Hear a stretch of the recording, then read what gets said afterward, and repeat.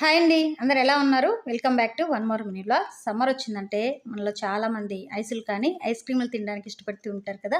So వీటన్నిటిని ఇంట్లోనే చాలా ఈజీగా ప్రిపేర్ చేసుకోవచ్చండి. నేనైతే మా పిల్లలకి చాలా వరకు ఇంట్లోనే ప్రిపేర్ చేసి ఇస్తూ ఉంటాను. ఈరోజు మీ అందరి కోసం పుచ్చకాయ ఐసు హైజీనిక్గా ఇంట్లోనే ఎలా చేయాలో చూపించిపోతున్నాను అండి. ముందుగా ఒక పుచ్చకాయని చిన్న ముక్కలుగా కట్ చేసి ఒక బ్లెండర్లో యాడ్ చేసుకొని అందులోకి మీ టేస్ట్కి తగినంత షుగరు, అలాగే 2 లేదా 3 మింట్ లీవ్స్, అలాగే ఒక హాఫ్ నిమ్మకాయ పిండి బాగా బ్లెండ్ చేసేసుకొని వడకట్టుకొని ఇలా మౌండ్స్లో కానీ లేకుంటే చిన్న టీ గ్లాసులో కానీ యాడ్ చేసుకోవచ్చు.